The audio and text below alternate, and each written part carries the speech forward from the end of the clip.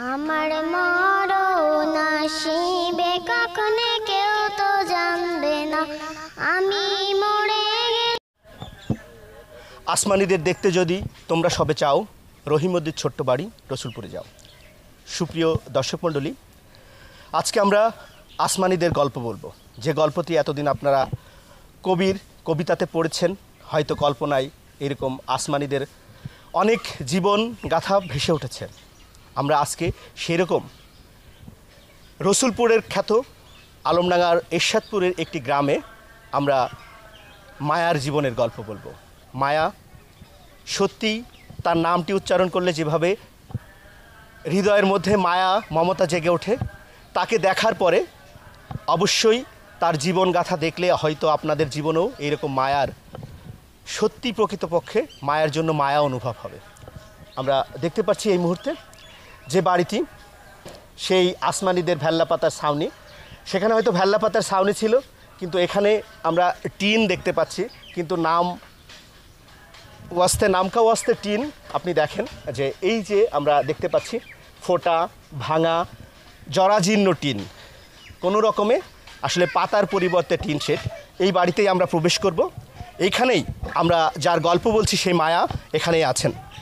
আমরা দেখতে পাচ্ছি যে এই বাড়ি আপনারা দেখছেন, এইখানে যে বাচ্চাটি খেলা করছে এই আমাদের সেই মায়া, যাকে দেখলে, যার মিষ্টি হাসি দেখলে আপনার মায়া, আপনার ভিতরের মমতা উদয় হবে। আপনারা দেখতে পাচ্ছেন মিষ্টি করে হাসে মায়া, কিন্তু এর জীবনের হাসিটা এত মিষ্টি না, এর বাস্তব জীবনটা প্রতিদিন।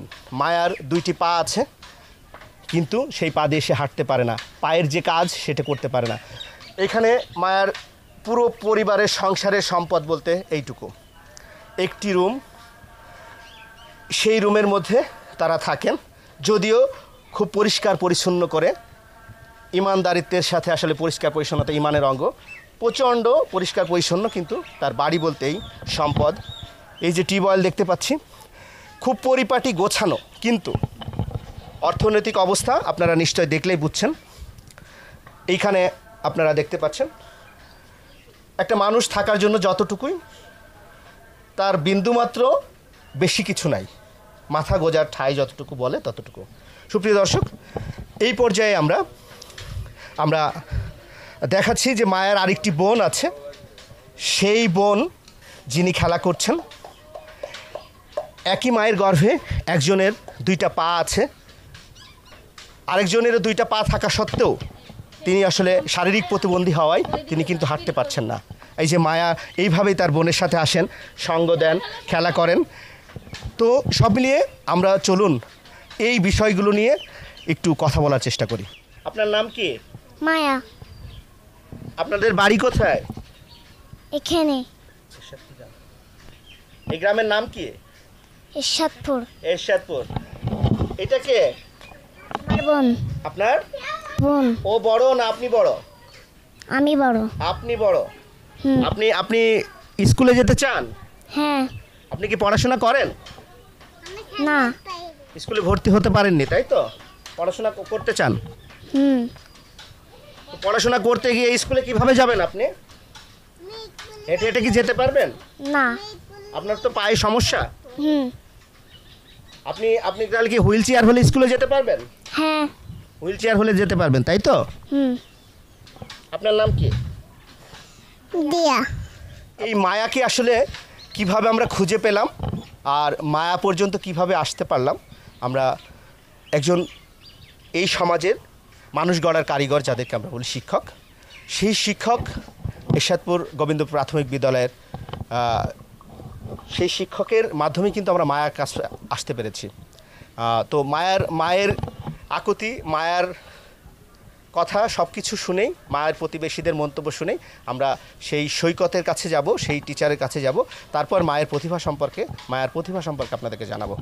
আসসালামু আলাইকুম। ওয়ালাইকুম আসসালাম। আপনার নাম? আমার নাম রিমা, মোসাম্মদ রিমা খাতুন। আপনাদের পরিবারের সদস্য সংখ্যা কত? আমরা 4 জন। 4 জন। জি। ওদের বাবা, আপনি? জি। আচ্ছা, আমাদের ভাইয়া কি করে? রাজমিস্ত্রি কাজ করে। তো মায়া মায়া যখন থেকে আপনি ছোটবেলা জন্ম থেকে কি ওরকম? জি ওরকমই ছোটোবেলায় হচ্ছে যখন স্বাভাবিক বাচ্চারা আমরা তো স্বাভাবিক বাচ্চা অনেক রাখিছি, কিন্তু ওর দেখতাম যে উপর হয় না, তারপর হচ্ছে বসতেও পারে না কো, সে এখনই ধরেন মনের মধ্যে আমার একটু কেরম লাগে। তারপরে হচ্ছে সবাই মিলে যদুবা একটু কষ্ট মষ্ট করে একটু বসাটা শিখাইলো, কিন্তু হাঁটতে আর পারলো না। তা এখন খুব সমস্যা হয়, বাথরুমের জন্য একটু সমস্যা হয় ওর, এই হচ্ছে ধরেন সমস্যা। যখন বুঝতে পারলেন আপনারা তখন কি ওর জন্য কোনো ডাক্তার দেখিয়েছেন? ডাক্তার বলেছে ও গর্ভের তো এরকম প্রতিবন্ধী, আর হবে না কো। এরকম বলেছে? জি এরকম বলেছে। তা আমাদের তো ধরেন তারপরেও হচ্ছে খুব বড় ডাক্তার দেখানোর মতন সামর্থ্য নেই যে আমি হচ্ছে বড় ডাক্তারের কাছে নিয়ে যাব। যতটুকুন পারিছি সেতটুকুন হচ্ছে চেষ্টা করেছে, তারপরে এখন আল্লাহ ভরসা, তারপরে ছাড়া তার আমরা কিছু করার মতন ক্ষমতা নেই। তো এখন যদি আপনারা পারেন একটু পড়াশোনার এটা হচ্ছে চেষ্টা করেন। ওর পড়াশোনা করানোর ইচ্ছা আছে আপনার? জি ইচ্ছা আছে যে পড়াশোনা করি একটু নিজের ইডা হোক, হাঁটতে হয়তো না পারে, স্বাভাবিক বুদ্ধি জ্ঞান সবই আছে, ওরও খারাপ লাগা ভালো লাগা সব কিছুই আছে। আমি চেষ্টা করতে চাই, কিন্তু আমি হচ্ছে পারিনি যে আমি ওকে দিয়ে আসবো নিয়ে আসবো, ধরেন ও তো আর হাঁটতে পারে না যে আমি অত দূর নিয়ে যাবো, কোলে তোলা তো সম্ভব না ওকে, এই কারণে ধরেন আমি হচ্ছে ওকে পড়াতে পারছি না। ওর জন্য তো আসলে যাতায়াতের জন্য একটা জি ওকে হচ্ছে যাওয়া আসার কিছু একটা দরকার, গাড়ি লাগবে অথবা হুইল চেয়ার লাগবে। জি হুইল চেয়ার মেয়ার যে কোনো একটা ধরেন লাগবে ওর জন্য। সেটা কি কেনার সামর্থ্য আপনার? না এখন এই মুহূর্তে নেই আমার। আপনারা যে মায়া আজকে জন্মগ্রহণ করেছে, আমরা সমাজের মানুষ যদি এই মায়াকে একটি সুন্দর পরিবেশ তৈরি করে না দিতে পারি, তাহলে হয়তো মানুষ জন্ম হিসেবে আমাদের কতটুকু মানুষ হতে পেরেছি এই প্রশ্ন থেকে যায়। যাই হোক, আজকে মায়ার প্রতিভা সম্পর্কে কিছু আমরা দেখি। মায়া কিন্তু অনেক সুন্দর গজল করতে পারে, ইসলামী সঙ্গীত করতে পারে, কালচারাল অনেক অনুষ্ঠানে সুযোগ হয়তো সে পায়নি, কিন্তু কালচারাল অনুষ্ঠানে যেরকম নৃত্য পরিবেশন হয় সেই ধরনের ব্যাপারগুলোও কিন্তু তার শারীরিক প্রতিবন্ধকতা থাকা সত্ত্বেও কিন্তু সেইগুলো সে পারফর্ম করে। এগুলো সে হয়তো আশপাশের এই মিডিয়া বা এইসব আধুনিকতার ছোঁয়ায় কিন্তু সে দেখে দেখে শিখেছে, তার জন্য কোনো টিচার নাই। আমরা মায়ার কণ্ঠে একটি গজল শুনবো, চলুন মায়ের কণ্ঠে আমরা একটি গজল শোনার চেষ্টা করি যতটুকু সে পারে।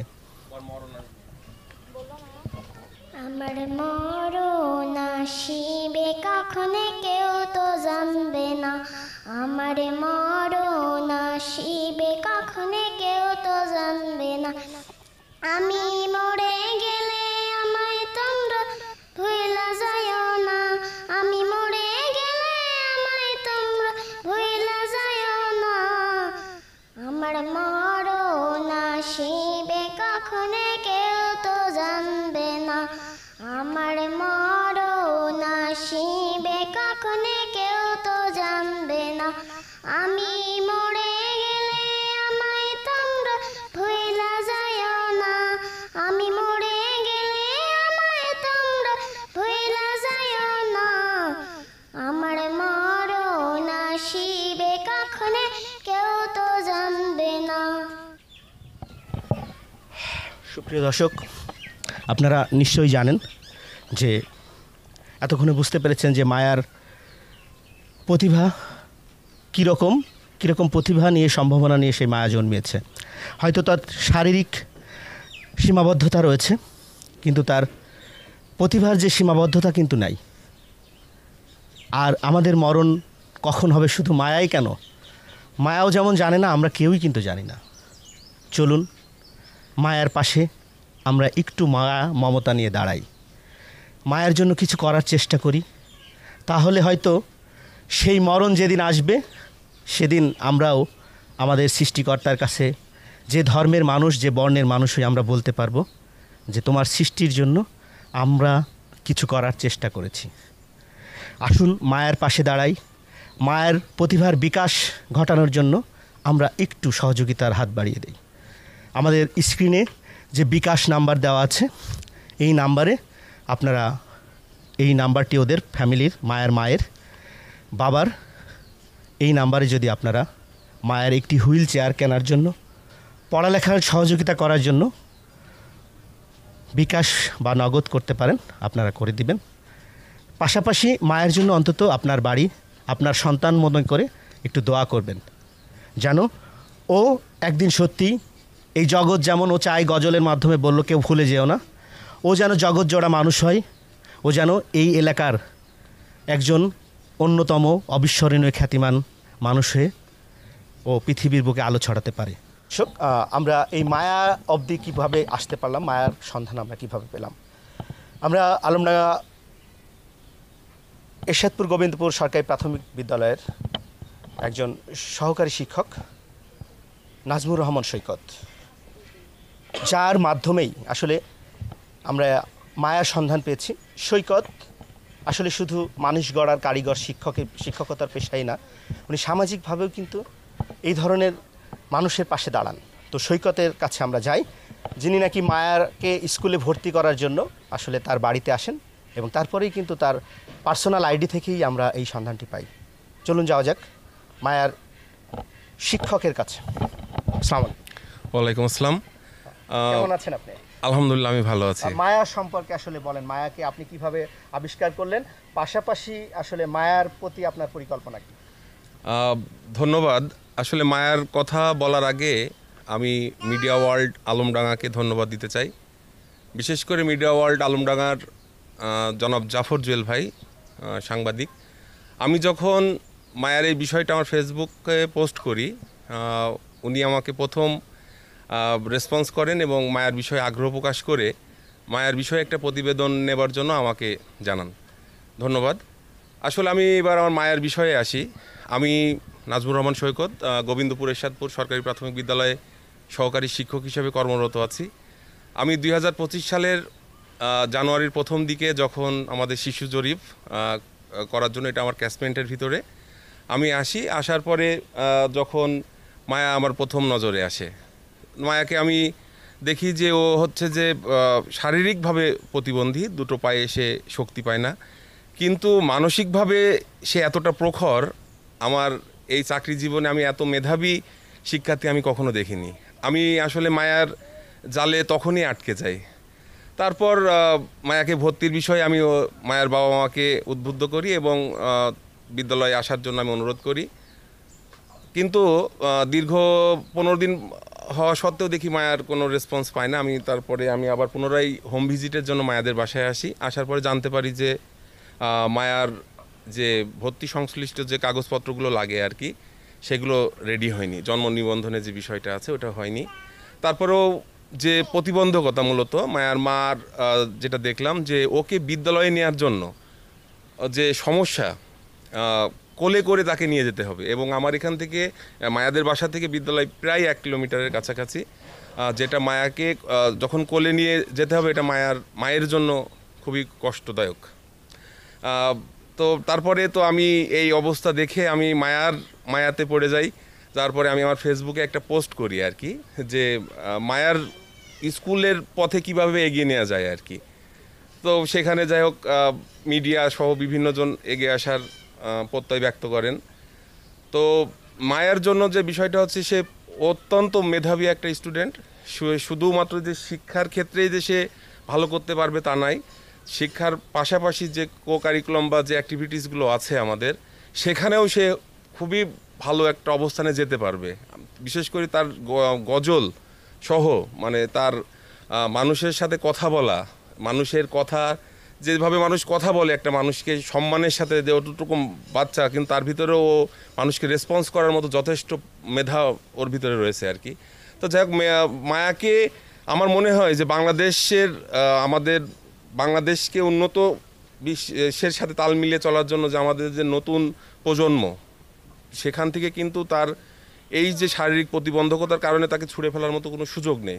সে প্রচণ্ড মেধাবী একটা বাচ্চা, তাকে যদি আমরা নার্সিং করতে পারি তাহলে আমি আশা করি সে বাংলাদেশের একটা ভালো অবস্থানে সে যেতে পারবে। তার ভিতরে সব রকমের মেধা আছে। তো আমি মায়ার একজন শিক্ষক হিসাবে আমি সকলের কাছে উদাত্ত আহ্বান জানাতে চাই, আপনারা যদি মায়াকে একটু ভালোভাবে দেখেন তো মায়ার প্রতি অবশ্যই মায়া সৃষ্টি হবে, এবং মায়ার পথকে সুগম করার জন্য, তার জীবনকে একটা ভালো উন্নত জীবন দর্শনে স্বপ্ন দেখানোর জন্য আপনারা সবাই এগিয়ে আসবেন এই প্রত্যাশা ব্যক্ত করছি। ধন্যবাদ। ধন্যবাদ। শিক্ষক আসলে এইভাবেই হওয়া উচিত। আমরা চলুন, মায়ার প্রতিবেশী কিছু আছেন যারা মায়াকে আসলে প্রতিদিনই বিভিন্নভাবে সঙ্গ দিয়ে থাকেন, আমরা তাদের কথা বলি। আমরা এখানে আছেন। আসসালামু আলাইকুম। ওয়ালাইকুম আসসালাম। আপনি কি মায়াকে চিনেন? হ্যাঁ, আমি ধরো পাশের বাড়ির ধরো বড় মামি হয়, তো আমার খুব বড় মামি মামি করে, খুব ভালোবাসি আমরা সবাই। তো আমাদের বাসায় বেশি যায়, সে সবাই আদর করে। সে তার হাঁটার মতন ক্ষমতা নেই, সার ইচ্ছা করে বড় বলে, বড় মা আমি স্কুলে যাব, আমি লেখাপড়া শিখবো, এমন এমন কথা বলে আমার সাথে। জি, আমাদের বাড়ির পাশে মেয়েরা খুবই অসহায়, আমাদের বাসায় যায়, কথা মতো বলে, ফুবু ফুবুকে ডাকে, আমাদের পড়াশোনা করতে চায়। তার গান কিংবা গজল তার খুবই সুন্দর, আমাদের শোনায়, আমাদের কাছে গায় বসে বসে, আমাদের বাড়িতে যায়। মায়ের আসলে অনেক অর্থনৈতিক সচ্ছলতার জন্য আসলে অনেক সহযোগিতা দরকার। আমরা এই পর্যায়ে ডেকে নিচ্ছি আমাদের বিভিন্ন ডিপার্টমেন্ট থেকে যারা এসছেন। আমরা কিছু প্রকাশনী আছে যারা বই প্রকাশনীতে যুক্ত আছেন, এরকম আলমডাঙ্গা কলেজ পাড়ার একজন মেধাবী। উনি আসলে বিভিন্ন সময় মানুষকে সহযোগিতা করে থাকেন। ওনার যারা মেধাবী শিক্ষার্থী আছেন তাদেরকে কিন্তু বিনামূল্যে অথবা সৌজন্য কপি বই দিয়ে সাহায্য করেন। আমি মায়াকে দেখতে এসেছেন আজকে, তার ব্যাপারে আসলে বলবো যে মায়ার ব্যাপারে কিভাবে শুনলেন এবং মায়ার জন্য আপনাদের কতটুকু পরিকল্পনা আছে বইটই বা খাতা কলমের ক্ষেত্রে। আমার নাম মিলন বিশ্বাস, আমি আমার বাসা কলেজ পাড়াতে আলমডাঙ্গা। আমি মায়ার বিষয়ে শুনেছি আমার বন্ধুর কাছ থেকে, নাজমুর রহমান সৈকত। ও আসলে হচ্ছে অনেক সামাজিক একটা ছেলে। তারপরে ওর কাছে আমি বিষয়টা শুনতে পাই, ওই জন্য আমি এখানে এসেছি, মানে মায়াকে দেখার জন্য। এসে অবশ্য আমি আবেগ আপ্লুত হয়ে যাচ্ছি যে মায়া আসলে মায়াই, ওর যে গজলের কণ্ঠ, আর এমনি শারীরিকভাবে অক্ষমতা থাকলেও ওর মেধা কিন্তু অনেক ভালো, ওর কণ্ঠ। তারপরে আমি এসে মানে আমার খুব ভালোই লাগছে যে আমি ওর পাশে একটু দাঁড়ানোর চেষ্টা করছি, যতটুকুই পারি আমি সাহায্য করব এবং সকলের কাছেই মানে প্রার্থনা করব যে আপনারাও সবাই এই মায়ার পাশে দাঁড়ান। মায়া এই যে কণ্ঠ সুন্দর, এই গজলও কিভাবে শিখছে? আমি ফোনে হচ্ছে তুলি আনি, ধরেন আমরা শুনি, ও শুনে, ওই কারণে ও শিখে গেছে। জি, ফোনে হচ্ছে ও শিখেছে। আর ওর আর অন্য কি কি গুণ আছে যেটা মনে করেন যে স্বাভাবিক অন্যান্য বাচ্চাদের যেটা থাকে, হাঁটতে পারে না, বাট ওর কি কি গুণ আছে আপনার মনে হয় মা হিসাবে? মা হচ্ছে ওর হচ্ছে ধরেন হচ্ছে ওই গজল মজল গায়, গানটা নাচাটা, এইগুলো হচ্ছে ওর খুব পছন্দ। হাজার বকাবকি করলে নাচটাও নাচবে, গানও গাবে, আনন্দে থাকে। জি, সবসময় আনন্দ, বকাঝকা করলে পারো হাসি থাকে। আপনার দুইটা বাচ্চা, একটা দেখলাম যে আল্লাহ রহমতে বেশ সুস্থ সবল, আর মায়া একটু শারীরিক প্রতিবন্ধী। তো এই দুইটার মধ্যে মমতা কম বেশি হয়ে যায় না? কখনো কি আপনি মায়ার উপর বিরক্ত হয়ে যান বা মায়াকে একটু বেশি কেয়ার কম করেন বা ছোটটাকে বেশি করেন, এমন কিনা? দুইটারই সমানভাবে হচ্ছে যত্ন করা হয়, কিন্তু ওইটা ধরেন হাঁটতে পারে না, এই কারণে ধুলোবালির মধ্যে বেরিয়ে বেড়ায়, এই কারণে নোংরা হয়ে যায়। তাছাড়া আমি যথেষ্ট দুইজনারই যত্ন করি, কিন্তু আমার এই মায়া ধরেন হচ্ছে ওকে যদি একটা জিনিস বুঝায় যে আমি এখন পাচ্ছি না, এই জিনিসটা পরে করবো, সেই জিনিসটাও কখনো মনেই করবে না, সেই জিনিসটার কারণে কানবে। যে কোনো টাকা নিয়ে হোক, মজা নিয়ে হোক, যে কোনো জিনিস নিয়েও কান্নাকাটি করবে। বাচ্চারা যেভাবে করে থাকে, জি জি, ওইটু মানে বেশি করে। ছোট মানুষ হিসাবে জি, একটু জেদি বেশি, ও অতিরিক্ত জেদি। আজ এ পর্যন্তই। আমি জাফর জুয়েল, মিডিয়া ওয়ার্ল্ড, এরশাদপুর, গোরস্থানপাড়া।